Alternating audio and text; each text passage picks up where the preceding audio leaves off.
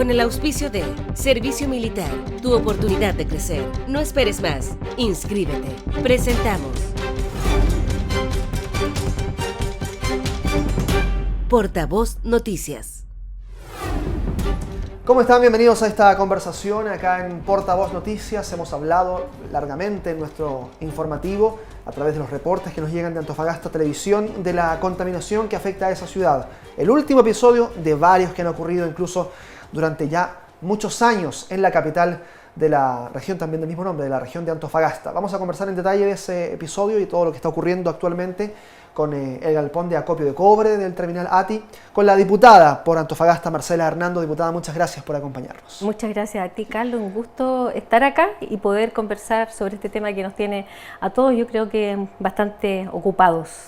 Claro que sí, ocupados y preocupados también, por supuesto. Bueno, hay que contar que la diputada Marcela Hernando fue alcaldesa de Antofagasta, fue intendente regional, entre otros cargos, directora del Servicio de Salud en Antofagasta también, entre el 2002 y el 2005, y por lo tanto conoce muy de cerca esta realidad. Nos imaginamos que esta experiencia le hace mirar con mucha perspectiva lo que está ocurriendo hoy en torno a las emisiones de contaminantes en la ciudad, lo que está afectando también a muchos niños en este caso. Sí. Lo que pasa es que para la mayoría de las personas que hoy día están participando activamente de los movimientos, existe un desconocimiento o a lo mejor un olvido de desde dónde empieza esta cosa y cómo ha evolucionado en el tiempo. Así es que la oportunidad de contarles a ustedes sucintamente es maravillosa. Bien, junto a otros parlamentarios de la zona, ustedes pidieron una comisión investigadora que pudiese abocarse al tema del daño ambiental en Antofagasta. ¿Cómo fue la recepción? Sabemos que ha tenido buena recepción por parte de los parlamentarios, pero más allá de la comisión en particular, del tema de la contaminación en Antofagasta, ¿cómo ha sido la recepción de sus colegas parlamentarios de otras zonas del país que no puedan conocer, por ejemplo, in situ lo que está ocurriendo? La verdad es que todos quieren colaborar, porque todos, cual más, cual menos, tienen sus propios problemas medioambientales. Entonces, para aquellos es también una oportunidad de participar de la comisión, porque se aprende, se aplican experiencias, etcétera. Entonces, yo creo que ahí hay una tremenda oportunidad, pero además la comisión investigadora no solo busca responsabilidades, sino que también acciones concretas del Estado. Claro, hoy los datos están apuntados hacia el galpón de concentrado de cobre del terminal ATI, que está instalado en el pleno terminal portuario, en una zona urbana, con núcleos académicos, escolares, muy cercanos ahí en el centro de la misma ciudad de Antofagasta. Ustedes han dicho que hay una responsabilidad estatal en esta problemática. ¿El gobierno ha actuado con negligencia o no? En algunas cosas sí, a pesar de que yo no tengo que adelantar algunas conclusiones de la comisión. Pues si tú me permitieras un par de minutos como para contextualizar esto. El plomo es una sustancia que ha estado presente en la ciudad de Antofagasta desde muchísimos años. Claro. Hace décadas la principal fuente de plomo de la ciudad eran los acopios bolivianos, que están protegidos por el Tratado de 1904. ¿Ya? Esos son traídos en tren desde más de 100 años y por lo tanto venían descubiertos porque en ese tiempo no había reglamentación, no había ley, no había nada. Entonces el tren venía con estos acopios y por lo tanto, a la medida que se movía el tren, venía repartiendo eso por todo el camino, la línea, y en la ciudad, porque los patios de acopio estaban en el medio de la ciudad, calle Valdivia, patios del ferrocarril, eso muy cerca, para quienes conocen Antofagasta, en la parte central de la ciudad. Entre el Bajo y los cerros, digamos. Entre el Bajo y los cerros. Entonces, en algún momento, cuando yo estaba en salud, empezamos a investigar porque muchos vecinos se quejaban de allí.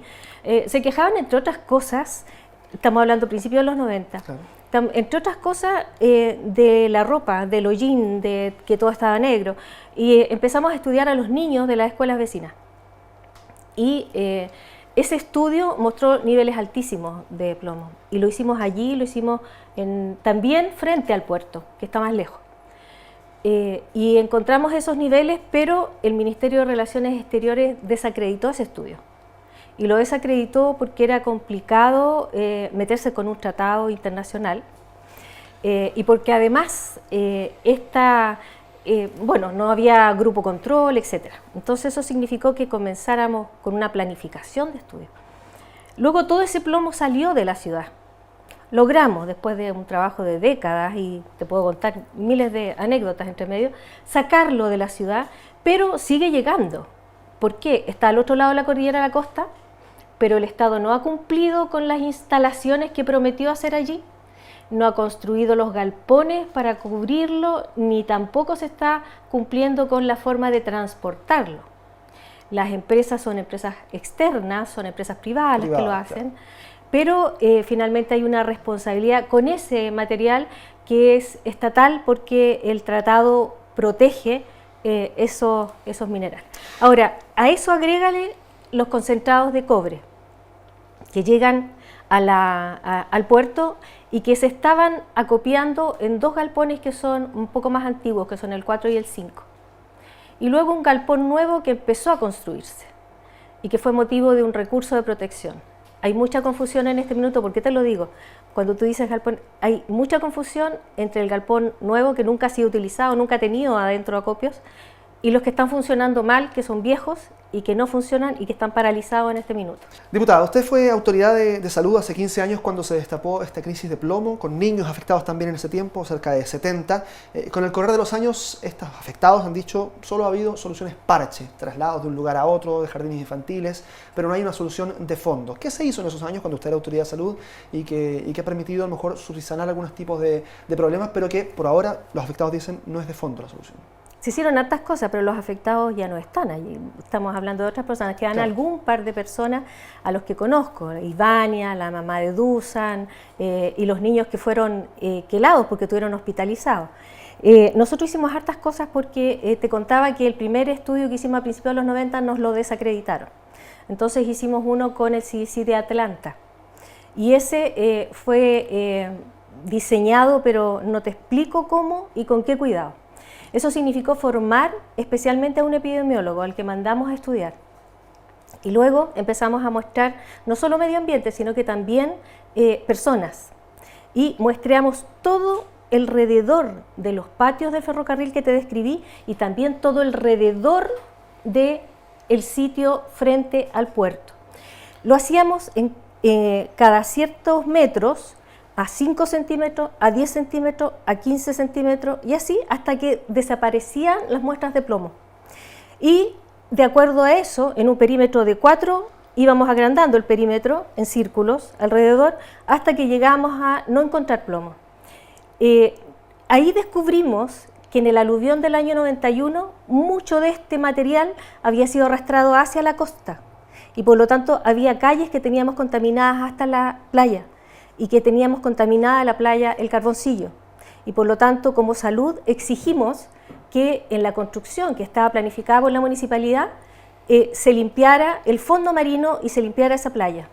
Además de eso, dispusimos fondos que eran de salud para limpiar estas casas. Estas casas fueron excepcionalmente limpiadas con fondos y recursos de salud, o sea, se lavaron, se pintaron, se retiró del patio de las casas tierra. Todo eso fue a dar luego a Portezuelo, donde te digo, al otro lado de la cordillera.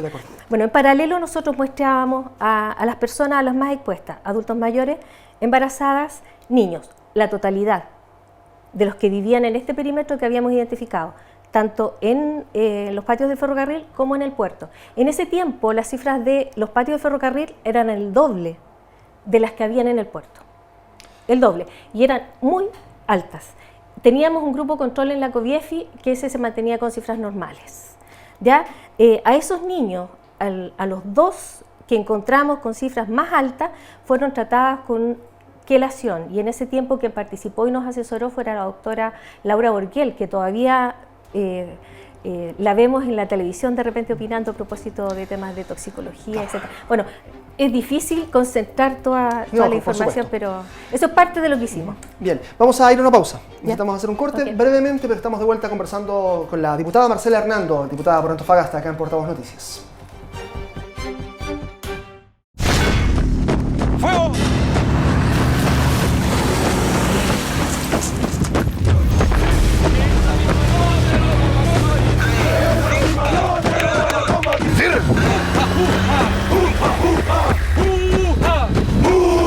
¡Aprende a sudar! ¡Aprende a sudar! ¡Aprende a sudar! ¡Al estilo militar! ¡Al estilo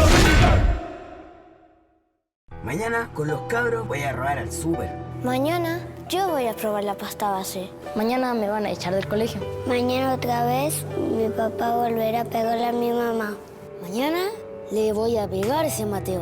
Mañana me van a volver a dejar solito.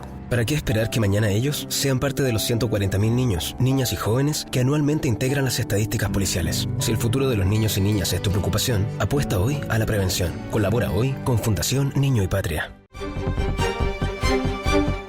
Estamos de regreso acá en Portavoz Noticias. Nos quedan algunos minutos de conversación con la diputada Marcela Hernando. Hablábamos de la contaminación que está afectando a Antofagasta, que de larga data también, veíamos antecedentes históricos. Le pregunto directamente, ¿es Antofagasta una zona de sacrificio? Y se lo pregunto porque esta denominación atañe principalmente a localidades más pequeñas en el país, no a una capital regional en este caso. ¿Es una zona de sacrificio Antofagasta? No es una zona de sacrificio, me opongo a que lo sea, y sí espero que el Ministerio cumpla con su promesa de individualizar cuáles van a ser las zonas de sacrificio. Nosotros necesitamos que si hay alguna actividad industrial en la ciudad, esta sea de clase mundial, y eso significa usar la última tecnología para, en este minuto se podría estar haciendo esos embarques como tú los ves en Ámsterdam o en ciudades desarrolladas donde no hay contaminación, así es que eso es posible. ¿Cómo visualiza usted el rol de la ministra de Minería, Aurora Williams, que es de la zona además, que tiene conocimiento por su pasado de trabajo además en empresas mineras? ¿Cómo ha visto el rol que ha jugado ella, cómo ha participado ella en esta discusión? ¿La ha sentido partícipe o en realidad muy lejana? La verdad es que son otros organismos los que están más directamente involucrados. El Ministerio de Transporte por una parte y por otro lado las empresas estatales, que son los que están directamente involucrados, porque la empresa portuaria de Antofagasta, que es la empresa estatal, responsable final, tiene concesionado el puerto. Claro. Entonces tiene una responsabilidad sobre esto, pero los que están directamente relacionados con la faena es la empresa ATI. No, pero se lo pregunto principalmente pensando en que ella tiene antecedentes por ser de la zona, por tener quizás algún conocimiento más de la... O finalmente no han tenido conversaciones que donde ella pudiese ser... O sea, ella conoce perfectamente lo que está pasando. Claro. De hecho, su familia vive en Antofagasta. Mis hijos nacieron allá y han crecido, entonces yo creo que todo el mundo que es antofagastino sabe de esto, es imposible no estar en conocimiento. La empresa ATI ha dicho que las resoluciones ambientales son un tanto majaderas, que es una fiscalización encima de otra, que cuando no lograron frenar las faenas instalaron una nueva fiscalización encima y que ellos han cumplido los protocolos que establece o que la ley al menos exige. ¿Es suficiente eso? ¿Ha sido a ver, insuficiente? No estoy de acuerdo. Yo creo que el Estado ha perdido capacidad fiscalizadora y eso lo digo así pero rotundamente. Primero, cuando se hizo la reforma de salud y la Dirección de Servicio entregó cosas a la Seremía de Salud, ya se perdió en volumen y capacidad. Luego, cuando se crearon las Seremis de Medio Ambiente, y ahora que está la Superintendencia, hoy día hay 2 fiscalizadores para Antofagasta, 2. Con eso es imposible fiscalizar la cantidad de faenas y de empresas que hay. Entonces, desde ese punto de vista, creo que es injusta la crítica. Y yo soy responsable de varias de esas fiscalizaciones que le hicieron a la ATI, porque las pedí directamente a la Seremía de Salud y al Trabajo también. Yo creo que ellos en este minuto tienen allí un mal manejo, el galpón 4 y 5 no funcionan herméticamente, están dispersando material particulado y eso obviamente impacta en las viviendas que están al frente. ¿Qué es lo que viene para seguir? Porque está paralizado por 30 días el funcionamiento de los galpones, por ende también el traslado, que también es otro factor a considerar, porque el traslado también debe ser, según la solicitud de las organizaciones de ustedes mismos, absolutamente hermético, no lo había sido según las críticas hasta ahora. ¿Qué es lo que viene para adelante después de estos 30 días? A mí se presentó un programa que tiene varias aristas. A mí de esas, las que me interesan en el corto plazo, es que se implemente la contenerización, o sea que este material no sea vaciado de un camión a un atol y viceversa, sino que venga en un container cerrado, hermético, desde la faena y que se embarque de la misma manera y se abra solo en la bodega del barco que se lo va a llevar, si es que se abre. Claro, no más que eso. Hay otro tema que tiene que ver con el manejo de residuos y también el manejo industrial en la zona de Antofagasta. Y recojo una declaración de hace algunos meses suya donde usted decía que dentro de la actividad portuaria textual, el megapuerto de Mejillones sería el principal puerto de tránsito en términos de carga que fuera potencialmente contaminante. Y ahí entonces, la pregunta que cabe es decir, ¿Mejillones recibiría los efectos de la contaminación que hoy día están afectando a Antofagasta? ¿Sabes cuál es la diferencia? Que nosotros tenemos o nos hacemos cargo de un puerto que es antiguo, que es viejo y que de a poco ha ido incorporando nuevas faenas y que no está adaptado a la modernidad. El megapuerto de Mejillones fue concebido desde el principio de otra manera y por lo tanto nosotros en Antofagasta no tenemos concentrado de cobre en contenedores y en Mejillones sí. ¿Está preparado para recibir alimentos contaminantes Mejillones? Sí, es que cuando se instala una nueva faena, y de eso yo quiero dar crédito al alcalde además y al trabajo que se ha hecho con los anteriores gobiernos regionales, con el actual, y es una preocupación permanente respecto de las exigencias que se le han hecho a esas empresas. O sea, allí hay los más altos estándares y la idea es que siga siendo así. Perfecto, quiero brevemente, porque me quedan algunos segundos, cuando se habla de grandes empresas, por ejemplo mineras instaladas en el norte, otras empresas grandes en otras zonas del país, se habla del poco retorno que estas industrias generan para las zonas en las que operan, en este caso las mineras en Antofagasta, por ejemplo. La reforma tributaria establecida por el gobierno era una buena oportunidad para que efectivamente hubiese un cambio en este sentido y por ahora ese tema no fue tocado por la reforma tributaria. ¿Está en deuda el gobierno con eso? Sí, y va a seguir en deuda. Tenemos un país muy centralizado. Y quizá para la ciudadanía es difícil entenderlo porque además cuando se habla de Antofagasta nosotros hacemos noticia porque tenemos el sueldo promedio más alto del país, porque las encuestas de calidad de vida dicen que allá la vida es maravillosa, pero tú tienes un 70% de la gente que vive con un sueldo similar a la zona central o a la zona sur, pero viven con precios que están hechos para el otro 30%, que es el que percibe los beneficios de la actividad minera. Entonces hay una pobreza oculta que está disfrazada por estos promedios y es una pobreza terrible porque hay mucha precarización del empleo, es un empleo femenino, los hombres van a trabajar a la región pero viven en el avión y por lo tanto esos sueldos que ellos perciben además los gastan en sus casas que están en otras regiones y en Antofagasta y lo mismo ocurre en Calama y ocurre en toda la región, está ocurriendo eso. Perfecto, pues Marcela Hernando, diputada por Antofagasta, queremos agradecerle que haya aceptado la invitación de Portavoz Noticias, que también por supuesto se ve en Antofagasta a través de Antofagasta Televisión. Muchas gracias a ti y bueno, siempre uno echa de menos el tener un poquitito más de tiempo. Les agradezco la oportunidad y un saludo a todos quienes nos han estado viendo. Perfecto, muchas gracias. Hacemos un corte, volvemos con más conversación en breve acá en Portavoz Noticias. Estamos listos, ¿alcanzamos? ¡Fuego!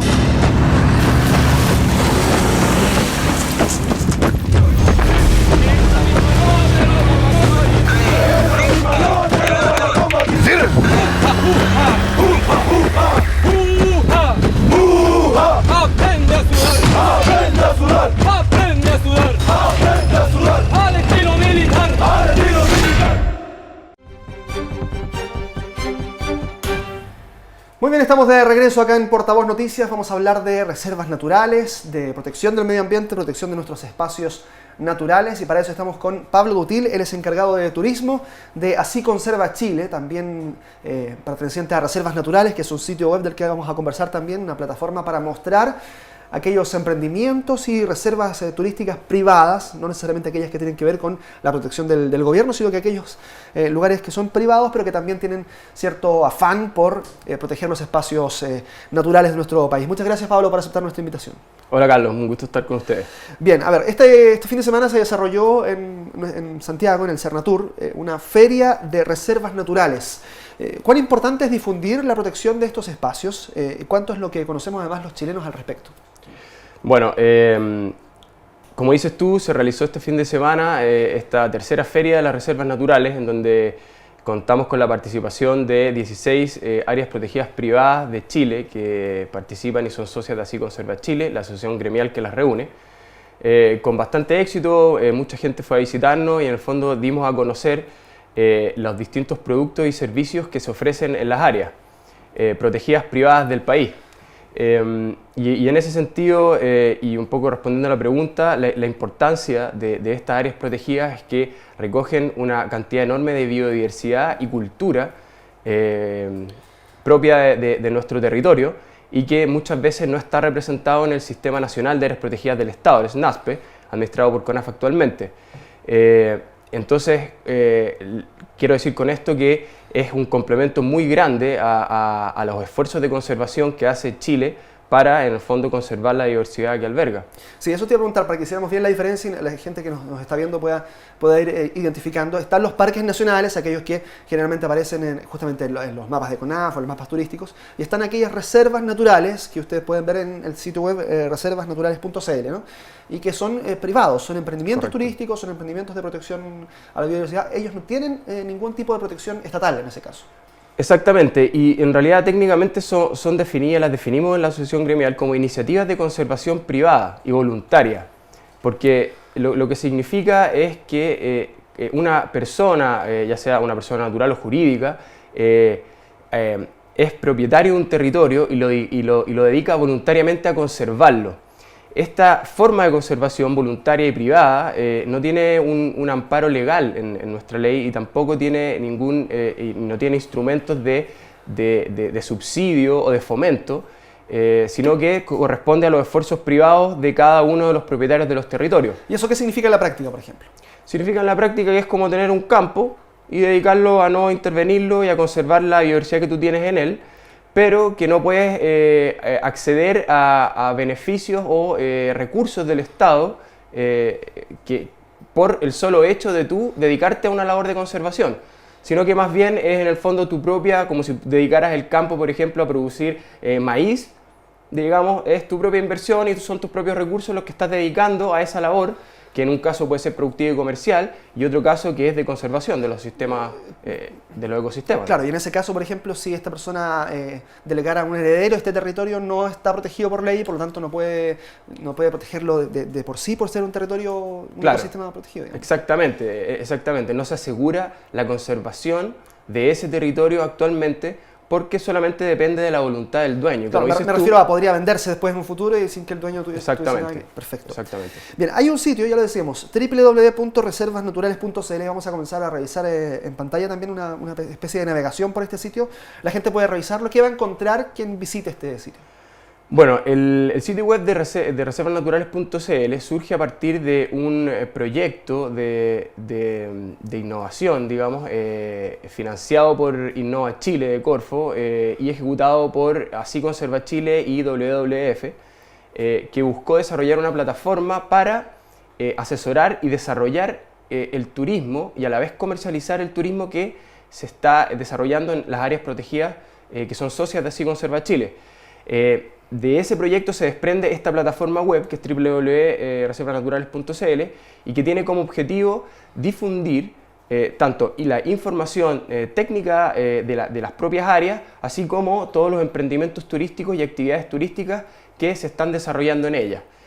Por lo tanto, tú la información que vas a encontrar es información tanto técnica de las áreas, descripciones o a través de fichas, digamos, de cada uno de las reservas naturales, y por otro lado también programas turísticos que son proveídos por las propias áreas y otros que son organizados por nosotros como reservas naturales o la asociación gremial. Tiene algo muy interesante que es un geoportal, que es también información técnica que se desarrolló a partir de este proyecto, que es información cartográfica, digamos, disponible online, en la cual se pueden, se puede obtener información tanto de las áreas, de los caminos de acceso, de los senderos propios de las áreas, y es una fuente de información bastante interesante y útil para la gente que quiere visitar un área protegida. ¿Esto por qué? Porque muchas veces las áreas están en lugares bastante remotos. Entonces, tener información de acceso dispuesta en un mapa, en el caso del Google Earth u otro, hace bastante más fácil la labor de visita. Ya hablábamos también del tema de que las áreas privadas no están protegidas por ley, pero la legislación chilena en general medioambiental, ¿cómo consideran ustedes que es suficiente o insuficiente para proteger todo tipo de recursos naturales?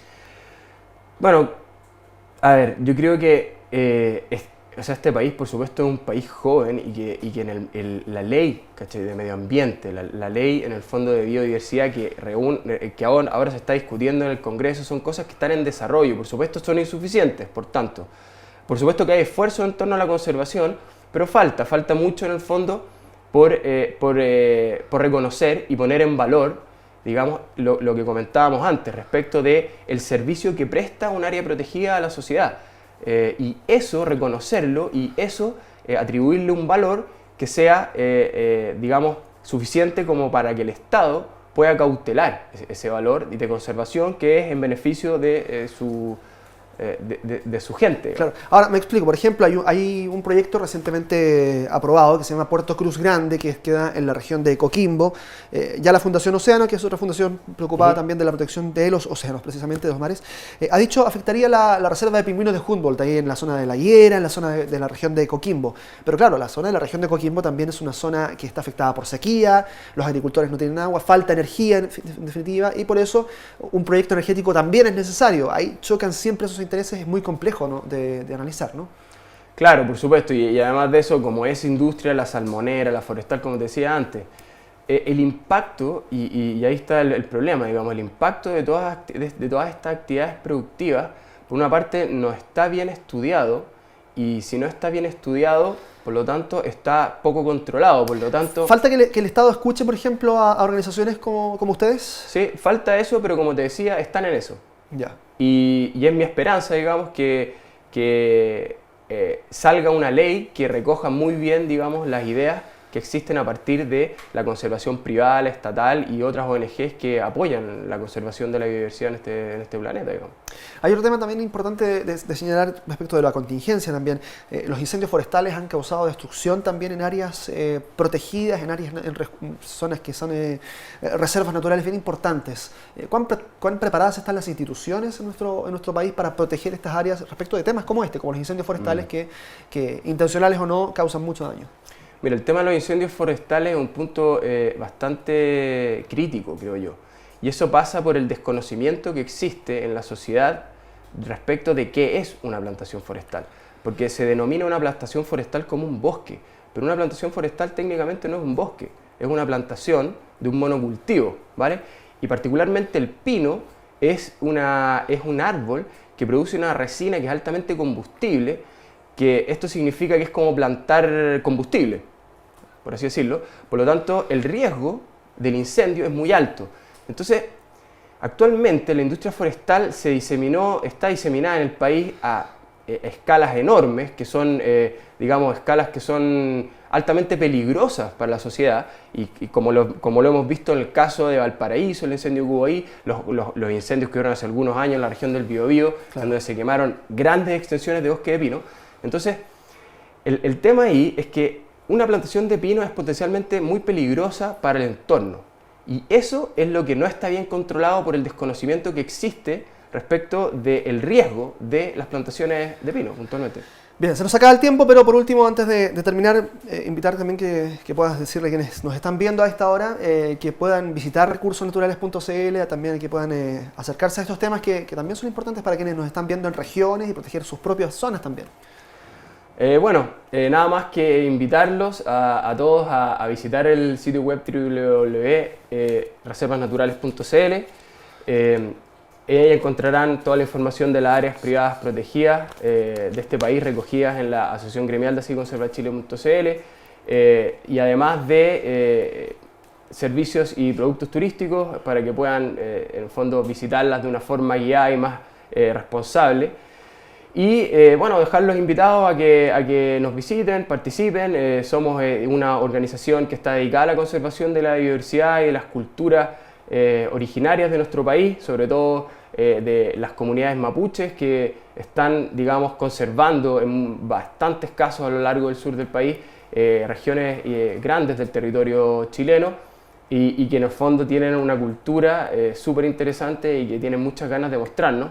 Y romper un poco el mito que existe y de lo que ocurre con el pueblo mapuche, que no sé si puedo decir algo más al respecto, pero la verdad nosotros trabajamos con comunidades mapuche en Chile con mucho éxito y con mucha alegría, porque nos hemos dado cuenta que el pueblo mapuche es un pueblo que tiene muchísimas cosas que mostrarnos, tiene una cosmovisión muy rica, la cual nutre las experiencias turísticas que ellos ofrecen y que pueden mostrarnos un lado del territorio de Chile que nosotros no conocíamos. Entonces, los invito, nosotros somos unos promotores del turismo comunitario mapuche, y queremos hacer esa invitación también a que participen de ese tipo de actividades que las pueden encontrar a través de reservasnaturales.cl. Perfecto. Así que gracias por invitarnos. No, gracias a ti también por aceptar la invitación de Portavoz Noticias. Vale, claro. Pablo Dutil, encargado de turismo de Así Conserva Chile, nos estuvo acompañando en este último bloque de conversación acá en Portavoz Noticias. Temas importantes también de conocer, por supuesto, para quienes nos ven en las regiones. Muchas gracias por estar ahí, que estén bien. Con el auspicio de Servicio Militar, tu oportunidad de crecer. No esperes más, inscríbete. Hemos presentado Portavoz Noticias.